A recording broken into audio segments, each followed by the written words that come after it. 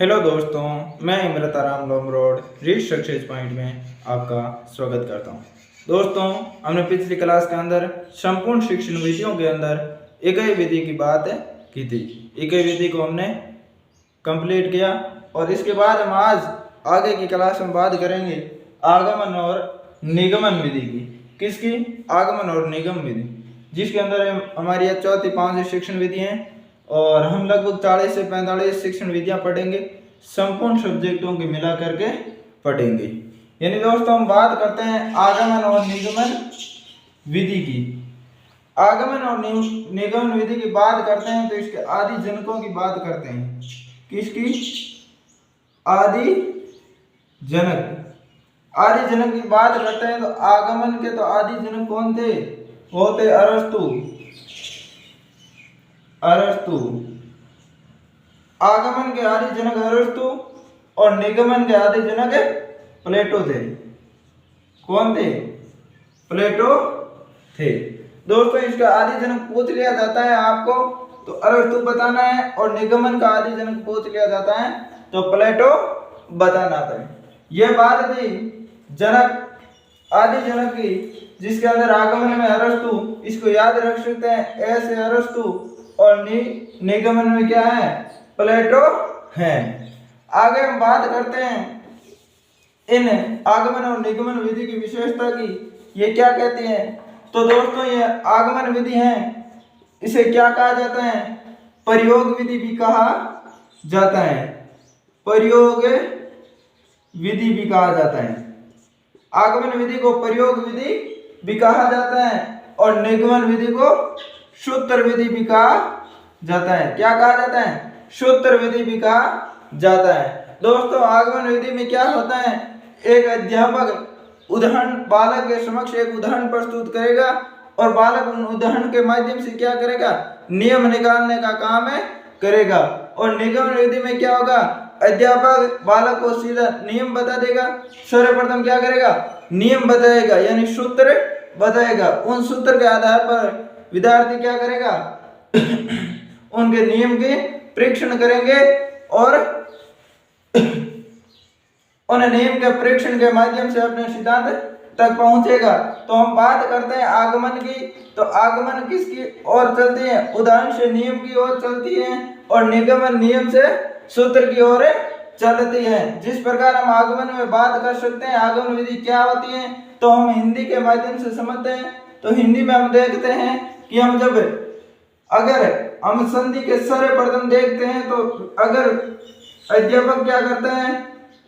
विद्यालय शब्द दे देता है और अन्य शब्द दे देता है तो विद्यार्थी क्या करेगा? इनको तोड़ने का प्रयास करेगा। तब वो क्या करेगा? विद्या धन आले क्या करेगा? विद्या धन आले, आ प्लस आ मिला, यानी यहाँ से आ और यहाँ से आ विद्यार्थी को मिला। तब विद्यार्थी ने एक नियम बनाया। क्या बनाया? कि अगर आ प्लस आ आते हैं तो उसके क्या बनता है? आ ही बनता है। तो ये क्या हुई? हमारी आगमन विधि हुई। यानी अध्यापक ने क्या दिया? उदाहरण विद्यालय का दिया और बालक ने क्या किया? इनको तोड़ करके ये नियम निकाल दिया। इस प्रकार के 4-5 उदाहरण अध्यापक दे देता है और 4-5 उदाहरणों के अंदर अगर ये सेम चीज बालक को मिलती है तो बालक समझ जाता है, चाहे इसको आ प्लस आ से जोड़ो आ बनता है, ए प्लस आ से जोड़ो आ बनता है। तो इस प्रकार वो इस नियम को निकाल लेगा। लेकिन यह क्या करेगा? निगमन विधि के अंदर, निगमन विधि के अंदर शिक्षक क्या करेगा?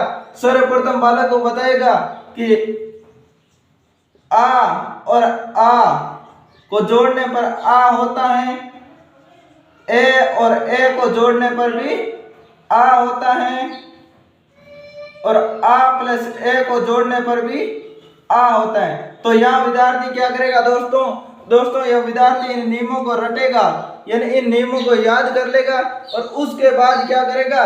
शिक्षक उनको उदाहरण देगा विद्यालय, तो इस नियम के आधार पर वो इसको हल करेगा। तो यहाँ क्या हुआ? अगर पहले इन नियमों को शिक्षक पहले इन नियमों को विद्यार्थियों को बताता है तो वहां तो निगमन होती है, और पहले अगर उदाहरण देता है उसके बाद विद्यार्थियों को बोलता है कि आप इनके नियम निकालिए, तो नियम निकाला जाता है। वहां कौन सी विधि होती है? आगमन विधि होती है। तो दोस्तों ये थी हमारी आगमन निगमन विधि की सामान्य बात थी, किस प्रकार होती है।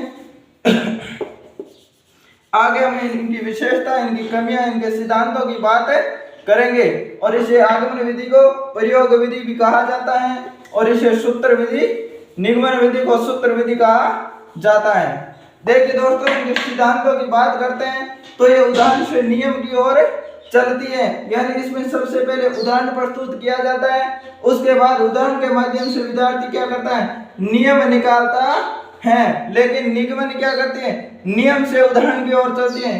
दोस्तों इन विधियों को हम साथ साथ पढ़ेंगे क्योंकि इनकी विशेषता विपरीत है दोनों के।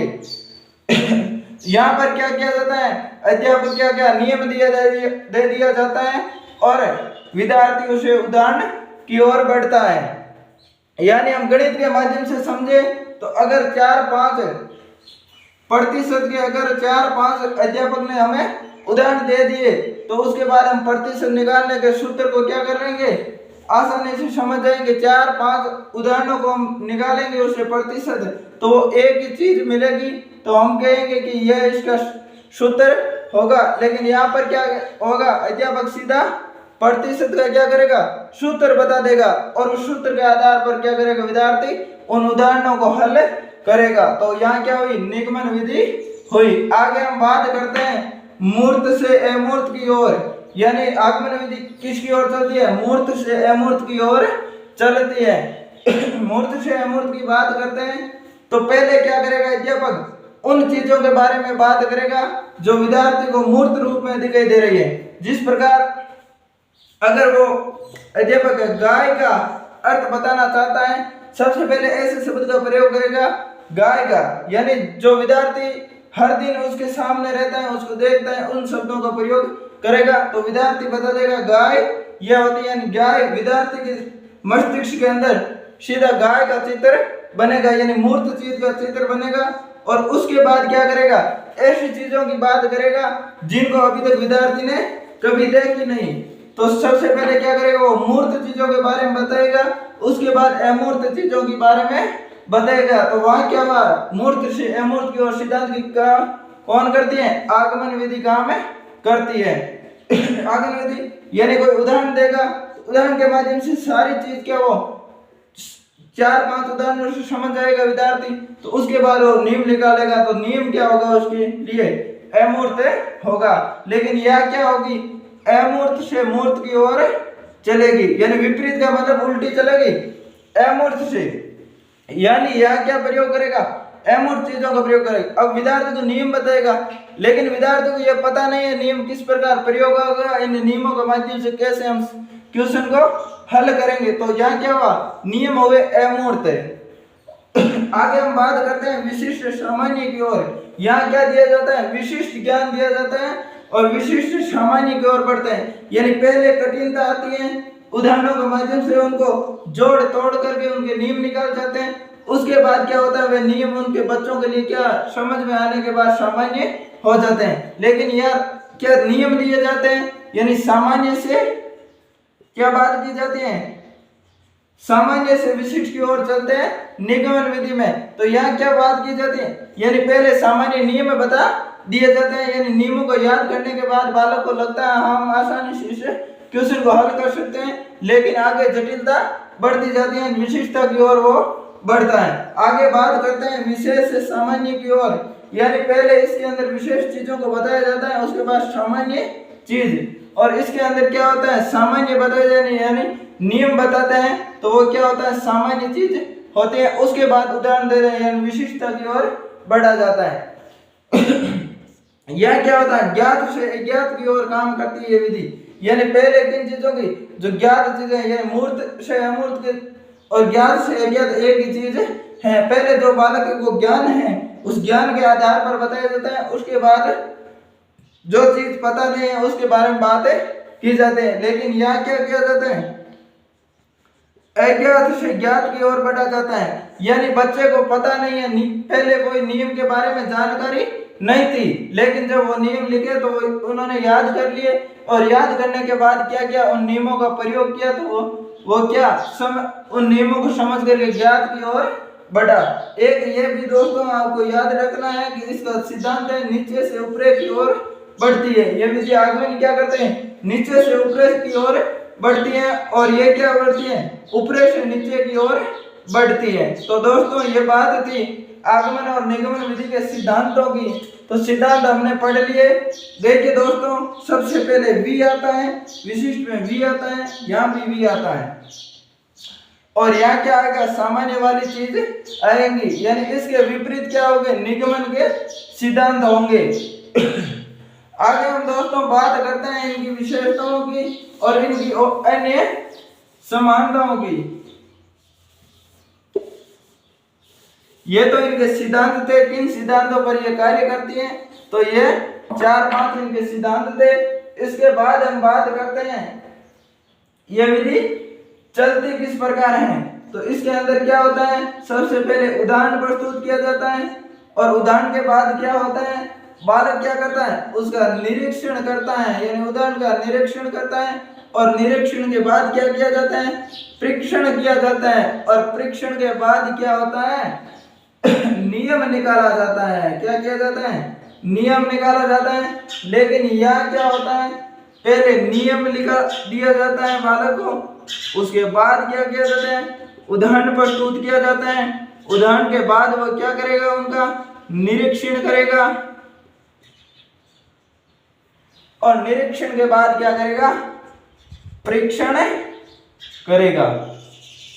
यानी हम दोस्तों यहाँ बात करते हैं तो सबसे पहले आगमन में क्या किया जाता है, उदाहरण दिया जाता है, फिर उदाहरण को हल करने का प्रयास बालक करता है निरीक्षण के माध्यम से, यानी उनको देखेगा और उनको हल करने का प्रयास करेगा, और उसके बाद निरीक्षण के बाद वो क्या करेगा, जो नियम निकला है उनका क्या करेगा, परीक्षण करेगा कि इसके माध्यम से यह क्वेश्चन सही हो रहा है या नहीं हो रहा। परीक्षण करने के बाद नियम देगा, यानी उसके बाद वो बताएगा कि हाँ ये इस प्रकार से सॉल्यूशन, जैसे हमने बात की थी विद्यालय की, सबसे पहले अध्यापक क्या कहेगा, उदाहरण देगा, यानी विद्यालय का उदाहरण देगा, ये एग्जाम्पल दिया, उसके बाद इसको देखेगा, परखेगा बालक, परखने के बाद बालक क्या करेगा, इनको तोड़ेगा, विद्याधन आले, और इनको तोड़ने के बाद वो क्या करेगा, इनका परीक्षण करेगा, यानी किस प्रकार ये नियम निकला, नियम किस प्रकार निकला, यहाँ से आ निकालेगा, यहाँ से आ निकालेगा, और इनको आ में बदलेगा। यानी ये क्या किया, उन्होंने परीक्षण किया कि इनके माध्यम से ये सही विद्यालय बनता है या नहीं बनता, इनको वापस विद्यालय में बनाएगा, ये आ जोड़ के वापस विद्यालय शब्द बनाएगा, और उसके बाद क्या करेगा, वो ये नियम देगा कि आ और आ को जोड़ने से क्या बनता है, आ ही बनता है, यानी सबसे अंत में वो क्या देगा, नियम देगा। तो ये बात हुई थी इनके कर्म की, यानी उदाहरण से निरीक्षण, निरीक्षण से परीक्षण, परीक्षण से क्या होता है, नियम चलता है। लेकिन यह क्या करेगा, सबसे पहले अध्यापक बताएगा आ, और आ का आ होता है। अब विद्यार्थी इनको अच्छी प्रकार से याद कर लेगा, और उसके बाद उदाहरण दिया जाएगा, विद्याधन आले, उसके बाद उदाहरण दिया जाएगा विद्यालय, क्या दिया जाएगा, विद्यालय उदाहरण दिया जाएगा।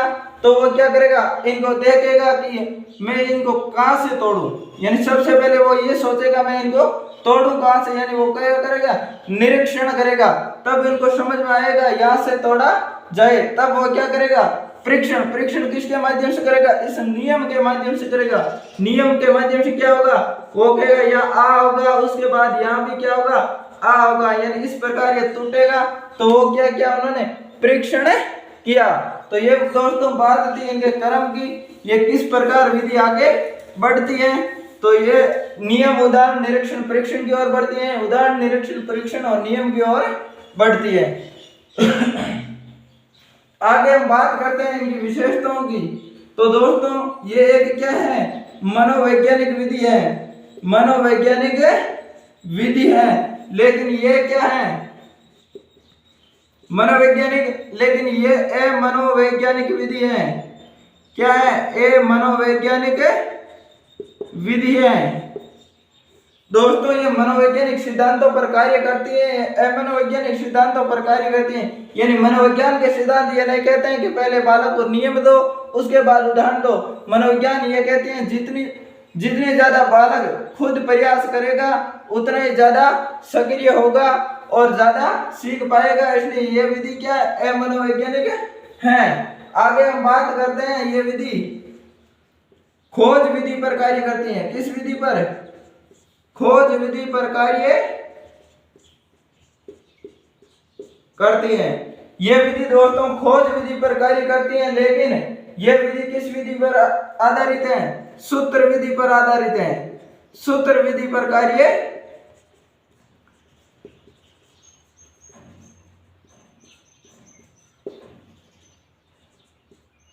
यानी दोस्तों ये विधि किस विधि पर कार्य करती है? खोज विधि पर कार्य करती है। यानी बालक इसमें क्या करता है, उदाहरण दिया जाता है बालक को, तो उसके बाद नियम को खोजने का कार्य बालक यहाँ किया जाता है। लेकिन यहाँ क्या सूत्र विधि यानी सिर्फ सूत्र को रटने का काम बालक करता है निगमन विधि में। आगे हम बात करते हैं इनकी विशेषताओं की। इस ये विधि क्या करके सीखने सिद्धांत पर कार्य करती है। करके सीखने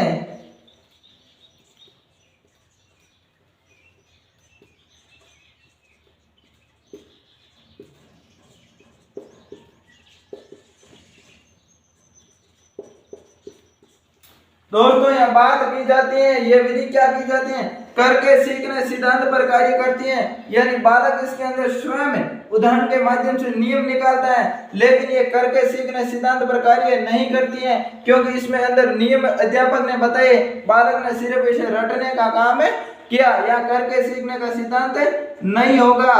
दोस्तों आगे हम बात करते हैं इनकी विशेषता की। तो इसके अंदर क्या होता है, तर्क शक्ति का विकास होता है। तर्क शक्ति का विकास होता है। किसका विकास होता है? तर्क शक्ति का विकास होता है। दोस्तों हम बात यहाँ करते हैं तर्क शक्ति की। तो उदाहरण मिलेगा बालक को, तो उसके बाद वो सोचेगा, विचार करेगा, तर्क करेगा, चिंतन करेगा, मनन करेगा, और मनन करने के बाद वो निरीक्षण करेगा, निरीक्षण परीक्षण की ओर बढ़ेगा, फिर नियम निकालेगा। तो यहाँ उसकी क्या होगी, तर्क शक्ति बढ़ेगी। लेकिन यह तर्क शक्ति का विकास नहीं होगा। क्यों नहीं होगा? इसलिए नहीं होगा क्योंकि उन्होंने कुछ भी सोचा नहीं, कुछ भी समझा नहीं, उन्हें कोई तर्क नहीं किया, कोई चिंतन नहीं किया। अध्यापक ने नियम बताया और उन्होंने सिर्फ स्मरण करने का काम किया, यानी रटने का काम है क्या, यह तर्क करने का उन्होंने काम नहीं किया और उन नियम को अप्लाई किया और अप्लाई करके उनका उत्तर निकाल दिया। तो यह क्या नहीं हुआ, तर्क शक्ति का विकास नहीं हुआ। दोस्तों हम ये पूरी चीज नहीं लिखे, सिर्फ नहीं लिखता हूं और आप समझ जाइए कि यहाँ तर्क शक्ति का विकास होता है या नहीं होता है। दोस्तों ये बात थी। इसके बाद हम आगे इनकी विशेषताओं की बात करते हैं। दोस्तों आप इनके अच्छी प्रकार से नोट्स बना लीजिए। आपको अच्छी शिक्षण विधियां यहाँ देखने को मिलेगी, 40 से 45 शिक्षण विधियां, जिनको आप रीट के एग्जाम के समय 2 या 3 घंटे के अंदर रिवीजन कर सकते हैं। आगे हम बात करते हैं इनके ये विधि है दोषों की। देखिए दोष है, कमियां हम साथ साथ पढ़ते रहेंगे, लेकिन इनको समझेंगे दोनों को साथ साथ। इनके लिए क्या होते हैं, समय व श्रम अधिक खर्च होता है। क्या होता है, अधिक खर्च होता है, खर्च होता है। दोस्तों ये क्या होता है, समय और श्रम अधिक खर्च होता है। अधिक तो खर्च होना ही है, क्योंकि सबसे पहले उदाहरण मिलेगा तो बालक उसको 4-5 बार उदाहरण का परीक्षण करेगा। अगर नियम सही नहीं निकलेगा तो और उदाहरण का परीक्षण करेगा। तो यह निश्चित नहीं है कितना समय लगे। तो यहाँ क्या होता है, समय और श्रम अधिक खर्च होता है, लेकिन यहाँ क्या होता है, कम खर्च होता है। यह समय और श्रम कम खर्च होता है। कम क्यों होगा, अगर नियम उनको याद होगा तो झट से उसका उत्तर निकाल सकता है, यानी तुरंत उसका उत्तर निकाल सकता है नियम के आधार पर। तो यहाँ क्या होगा, समय और श्रम कम खर्च होगा। आगे हम बात करते हैं दोस्तों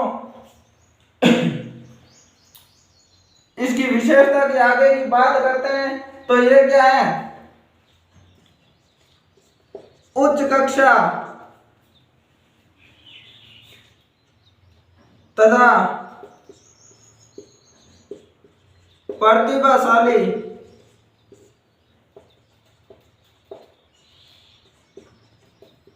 विद्यार्थियों के लिए उपयोगी। यानी दोस्तों हम यहाँ बात करते हैं आगमन विधि की, तो ये उच्च कक्षा और प्रतिभाशाली विद्यार्थियों के लिए उपयोगी है। लेकिन ये क्या है, निम्न कक्षा तथा पिछड़े विद्यार्थियों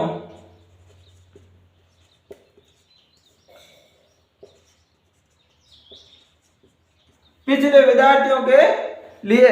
दोस्तों हम यहाँ बात करते हैं उच्च कक्षा की, तो ये विधि क्या करती है, उच्च कक्षा के लिए उपयोगी और प्रतिभाशाली यानी छोटा बालक है जो उदाहरण के माध्यम से नियम नहीं निकाल सकता है। नियम क्यों नहीं निकाल सकता है, क्योंकि उसके अंदर अभी तक इतनी तर्क शक्ति का विकास नहीं है, सोचने विचारने की क्षमता का प्राथमिक कक्षा के अंदर बालक विद्यार्थी के अंदर क्षमता का विकास नहीं होता है। इसलिए वो क्या करेगा, या इन उदाहरणों के माध्यम से नहीं समझ पाएगा।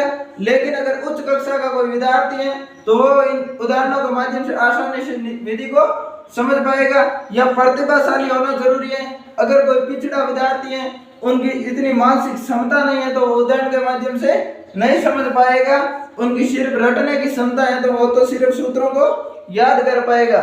यहाँ क्या होता है, निम्न कक्षा के लिए यानी छोटी कक्षा के बालक को भी आप अगर नियम बता देंगे तो उन नियम के आधार पर वो इस विधि से उन क्वेश्चनों को हल कर सकता है। पिछड़े विद्यार्थी यानी पिछड़े हुए विद्यार्थी भी क्या कर सकते हैं, इन नियमों को याद आसानी से कर सकते हैं। आगे की हम दोस्तों इस विधि की बात करते हैं, इन विधियों के गुणों की या दोषों की या विशेषताओं की। तो आगे की बात में हमारी आगे बात आती है इनकी। एक दिन आगमन विधि की आप विशेषताएं लिख लीजिए कि यह व्याकरण के लिए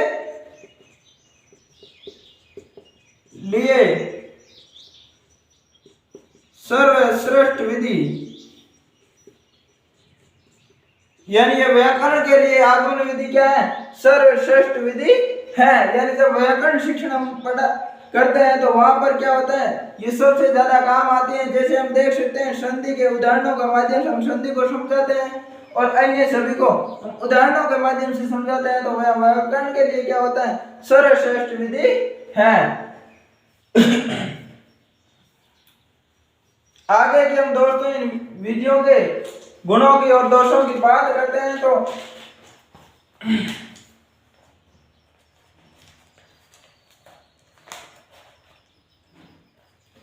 दोस्तों ये विधि क्या है,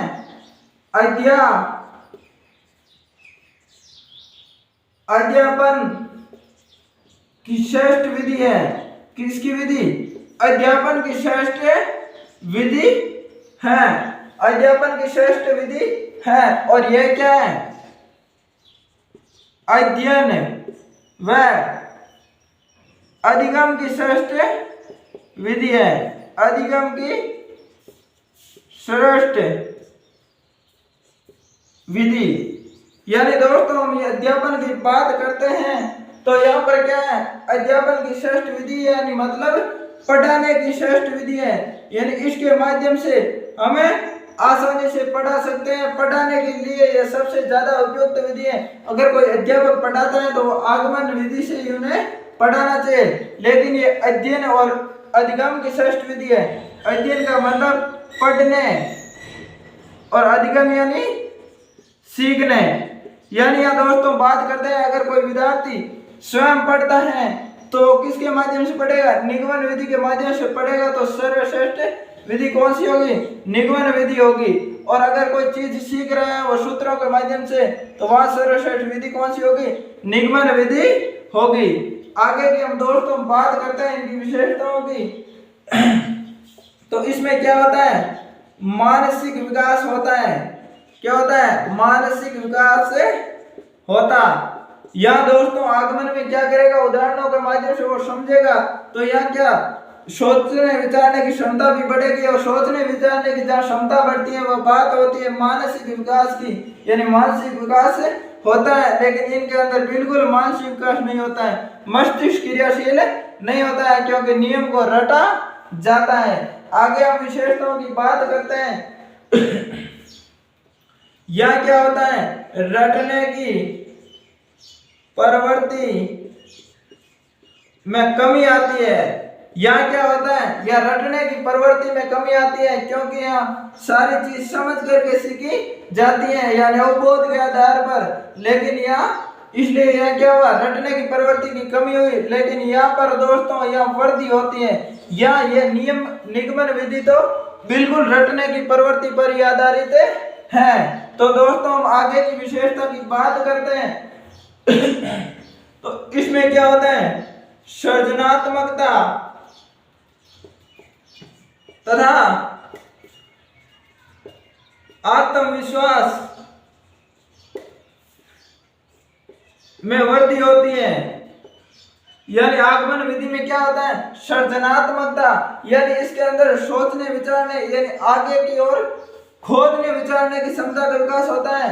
और यहाँ क्या होता है, आत्मविश्वास, यानी एक विद्यार्थी ने अगर 2-4 नियम उदाहरणों के माध्यम से सीख लिए तो उनको हाँ विश्वास हो जाएगा कि मैं इस चीज को कर सकता हूँ। लेकिन यह क्या होती है, कमी होती है। यहाँ सृजनात्मकता और आत्मविश्वास के अंदर क्या होती है, कमी होती है। कमी किस प्रकार होती है, क्योंकि यहाँ उन्होंने सृजनात्मक कुछ सृजन किए ही नहीं, नई चीज उन्होंने कुछ नहीं सीखी, सिर्फ नियमों के आधार पर उन्होंने सीखा है। और यह आत्मविश्वास तो बिल्कुल होगा ही नहीं, उनको भय रहेगा कि ये नियम सही है या गलत है, यानी इन नियमों के माध्यम से जो हम उत्तर प्राप्त कर रहे हैं वो सही है या गलत है। तो इन चीजों का भय रहने से उसके अंदर क्या नहीं होगा, या आत्मविश्वास नहीं होगा।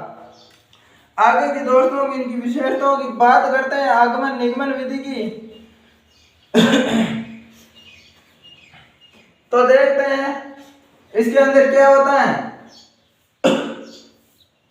खोजी प्रवृत्ति,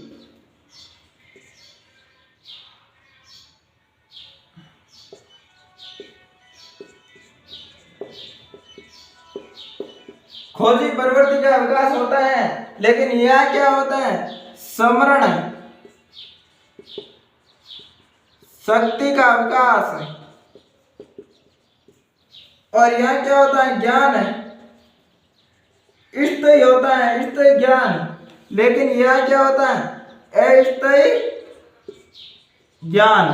तो दोस्तों हम बात करते हैं या खोजी प्रवृत्ति की, तो यह क्या होता है, अध्यापक जब उदाहरण प्रस्तुत करता है तो बालक क्या करता है, उनको खोजता है, यानी बालक की जिज्ञासा बढ़ती है उनको नियम खोजने की और यहाँ क्या होता है, स्मरण शक्ति का विकास होता है। स्मरण शक्ति का मतलब होता है सिर्फ रटने की शक्ति का विकास होता है, वो नियमों को सिर्फ स्मरण करेगा, यानी बार बार पढ़ के उन्हें याद करेगा। यह ज्ञान क्या होता है, स्थायी ज्ञान होता है। अगर आपने उदाहरण के माध्यम से प्रैक्टिकल तौर पर कोई चीज को समझ लिया तो वो चीज क्या हो जाती है, हमारे मस्तिष्क में स्थायी हो जाती है। लेकिन यह क्या होता है, अस्थायी ज्ञान होता है। अस्थायी ज्ञान का मतलब अगर हमने नियम पढ़े हैं, उनको याद किया है, अगर हम भूल गए तो यहाँ हमारी गाड़ी बंद हो जाती है, यानी हम क्वेश्चनों को हल नहीं कर पाएंगे। लेकिन यहाँ हम वापस नियम निकाल सकते हैं उदाहरण से, तो यहाँ हमारी गाड़ी चलनी बंद हो जाती है, अस्थायी ज्ञान होता है अगर हम नियमों को भूल गए तो। आगे हम बात करते हैं तो इस विधि के अंदर क्या होता है, वैज्ञानिक दृष्टिकोण का विकास होता है। वैज्ञानिक दृष्टिकोण का विकास होता है, यानी आगमन विधि में क्या होता है, वैज्ञानिक दृष्टिकोण का विकास होता है। आगे हम आगमन विधि का बात करते हैं, आगमन विधि के गुणों की। तो यहाँ क्या करता है विद्यार्थी, सक्रिय रहकर ज्ञान ग्रहण करता। दोस्तों यहाँ पर विद्यार्थी क्या करता है, सक्रिय रहकर ज्ञान ग्रहण करता है, यानी वो विद्यार्थी स्वयं नियमों को खोजता है। तो वो क्या रहेगा, अगर आप कोई भी चीज को खुद करोगे तो वहां क्या होगा, आप सक्रिय होंगे। अगर कोई अध्यापक बता रहा है या कोई दूसरा आपको उनके बारे में बता रहा है तो वहां आप इतने सक्रिय नहीं रहेंगे। और अगर किसी ने आगमन विधि से कोई काम करता है तो उसके अंदर क्या होती है, निर्णय लेने की क्षमता का विकास होता है, क्षमता का विकास, यानी निर्णय लेने की क्षमता का क्या होता है, विकास होता है। निर्णय लेने की हम बात करते हैं यहाँ पर, तो वो क्या करेगा, सिर्फ उदाहरण के माध्यम से नियम निकाल सकते हैं, यानी जो बंदा जिसको कुछ भी चीज का पता नहीं उनके नियम निकाल सकते हैं, तो वो क्या कर सकते हैं, किसी भी क्षेत्र के अंदर कोई निर्णय लेना है, आगे अपने भविष्य के बारे में निर्णय लेना है तो वो अच्छी प्रकार से ले पाएगा। लेकिन यहाँ क्या करेगा, वो निर्णय नहीं ले पाएगा। आगे हम बात करते हैं एक इन दोनों की कॉमन विशेषता की। तो कॉमन विशेषताओं की बात करते हैं तो क्या होती है, यहाँ क्या होता है, यह विधि है जो अवबोध केंद्रित है, अवबोध केंद्रित विधि है। किस केंद्रित, अवबोध केंद्रित विधि है। लेकिन यह विधि क्या है, स्मृति केंद्रित विधि है। यानी यह विधि किस पर है, अवबोध, अवबोध का मतलब होता है समझ पर आधारित विधि है। यानी यह क्या होता है, समझ विकसित होती है। लेकिन यह स्मृति केंद्रित विधि है, यानी स्मरण शक्ति का विकास होता है, यानी सिर्फ रटने की शक्ति का विकास होता है। दोस्तों ये तथ्य, इन आगमन निगमन विधि के जो तथ्य थे, ये तथ्य आपको बिल्कुल याद रखना है। इसके बाद दोस्तों आगे की क्लास के अंदर क्या जो ये तथ्य पढ़े थे, इसके बाद हम 2-4 कथन पढ़ेंगे आगमन निगमन विधि के, उसके बाद आगमन निगमन विधि के भेद भी हम पढ़ेंगे। तो दोस्तों ये थी हमारी आज की क्लास आगमन निगमन विधि, जिसके अंदर हमने इनके सिद्धांत के बारे में बात की, विशेषता के बारे में बात की थी और कमियों के बारे में बात की थी। और आगे की क्लास में हम इनके कथन पढ़ेंगे, इनके चरण पढ़ेंगे। तो दोस्तों हमारे चैनल रीड सक्सेस पॉइंट को आप सब्सक्राइब करें, लाइक करें और ज़्यादा से ज़्यादा शेयर करें। धन्यवाद दोस्तों।